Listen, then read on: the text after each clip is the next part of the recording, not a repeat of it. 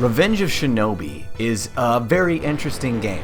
I played this a lot when I was a kid, and it's funny coming back to it now. I still can't get any further than I could back then. Which I don't know if it says something about me or something about the game. It's a fun game. You play as a ninja that goes by the name of Joe Musashi, and the game itself is an action side-scroller. And it's fairly unique in its gameplay. You have the ability to double jump, throw shurikens, which you have a limited number of, and I was never quite sure if that was like cool or totally not cool. And you also have magical powers, which each one does something unique, which is pretty neat. The game is fairly difficult, and while it's not too hard to progress through most levels, certain things like making certain jumps or fighting certain bosses can prove to be incredibly frustrating. And this is another one of those games where when you run out of lives, you have to start over from the beginning. So the frustration can ramp up fairly quickly, and I think that's why I never got very far as a child, because I lacked the skill and I just got frustrated. And as an adult, I don't know, this game doesn't seem to be as fun as I remember it being, but it has a huge fan following, and Sega loves this game. It's been released numerous times on multiple different platforms. I feel like I'm wrong by saying I don't enjoy it now as much as I enjoyed it back then. Some funny things about this game is that inside of it, there are characters that resemble Rambo, the Terminator, Spider-Man, Batman, and Godzilla, and all of these characters had to be tweaked or removed in some way, shape, or form. Also, Joe Musashi's face on the title sequence resembled that of actor Sonny Chiba, and they had to change that as well. So there was a ton of copyright claims being struck against this when it came out, and there's been 5 different software revisions of this game, each where they've had to change something due to some sort of copyright conflict. Revenge of Shinobi has a great aesthetic, and it's got some really awesome music, and I'd recommend checking it out if you're a fan of action platformers. It's a Sega classic, and I don't think I'll ever forget this game. Truxton, an original game by Toaplan. What, you never heard of Toaplan before?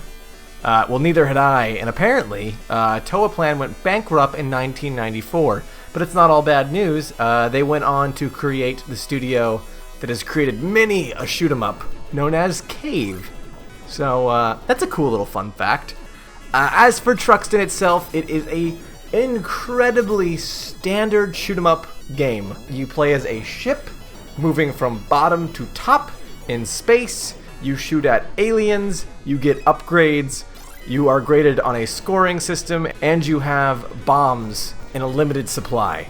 Truxton, while not being in any way standoutish, it perfectly defines the genre, and I have nothing really bad to say about it. It's definitely fun. I enjoyed my time with Truxton, but at the same time, I had completely forgotten about it after I finished playing it. So take that as you will. Truxton is exactly what it looks like. You are getting exactly what you're seeing. Truxton by Toaplan. Super Hang-On by Sega. Would you guys be ashamed of me if I said this is my favorite game of this group that I played? I don't know what it is about this game, but it's incredibly fun. It's basically just a motorcycle racing game, and that's all it is, and that's all it claims to be. And for some reason, I really enjoyed it. The crashes are cool, the music's fun, it actually gives you a surprising sense of speed and motion. It uses the same kind of effect that Space Harrier 2 used, and you get that pseudo 3D look. I really liked it. I did a couple races, I enjoyed it. It was fun. Super Hang-On. Not really much to say other than it's just a great little motorcycle racer for the Sega Genesis. Like, what more do you want out of me? I don't know what to give you. Super Hang-On.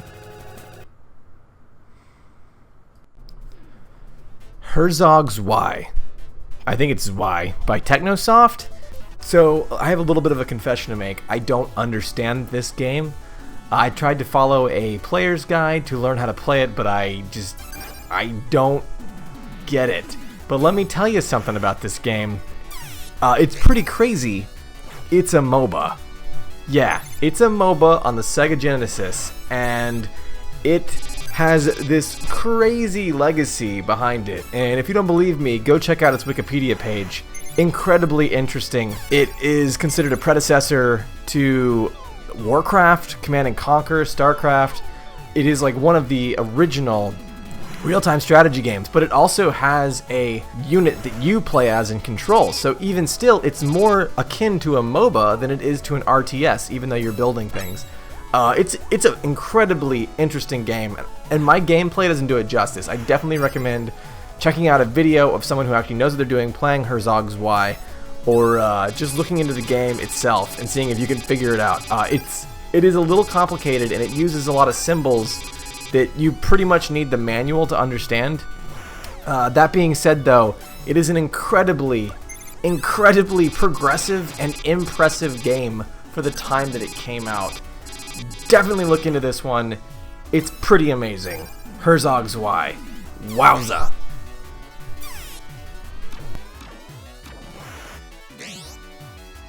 Zoom by Discovery Software. A game so unique that it takes combining Tron, Pac-Man, and the hands that chase you in The Legend of Zelda: Ocarina of Time to describe it. Zoom is a very interesting game. You play as a little orange fellow whose job it is to create these square blocks on this three-dimensional plane in space, whilst avoiding the hand that is trying to grab you. Easily the weirdest thing about this game is every time you complete a box, little Zippy Zoomer here goes, "Come on, boy!" Come on, boy.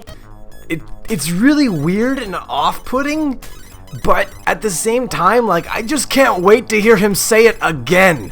Come on, boy. It's pretty fun, it's pretty interesting. It actually gets fairly challenging when you have to start jumping across planes in space. Not too much to say about it outside of the fact that it is a very unique concept, and the game itself is very bizarre, but still incredibly fun. I definitely recommend this one out of its sheer oddness and surprising enjoyability. It is a very unique game, and there's really nothing I can think of that compares to it. Zoom. Don't get grabbed by that hand. Come on, boy! Curse, released by Micronet on December 23rd, closes out our journey through 1989 as the last game to release on the Sega Genesis of that year. And holy crap, couldn't have picked a worse game to end it on. Don't adjust your YouTube videos. This game just has a really crappy frame rate for some reason. And the weird thing is it doesn't even look that good. So like, why? Why is the frame rate so crappy? I don't understand. This is the Genesis we're talking about here, where everything is smooth and fast and blast processing. What happened, Curse? What happened? At least it has a somewhat catchy tune, and occasionally Sonic rings fly out at you, and this is pre-Sonic, so maybe, I don't know, maybe the guys who made Sonic saw Curse and were divinely inspired by the rings, but man, this game is not good. It is not good at all. And it's unfortunate, because it's the last game of this year, and it's the last game of this video. And speaking of last game of this video, I want to propose an idea to you guys. Instead of picking up in 1990 and going through the 100+ games that came out that year, and then 91 and doing the 300+ games that came out that year, I thought we might go a different route with this series. How about this? You guys tell me what you want me to play, and I'll play it. I always see that you guys want me to play something, so let's just do it. Let's do that. Let's give it a shot. So leave me a comment or thumbs up a game that you see in an existing comment, and I'll tally up the votes and pick those games to play. Simple as that. So feel free to let me know and get to picking and choosing and voting. See you guys next time. Have a good one.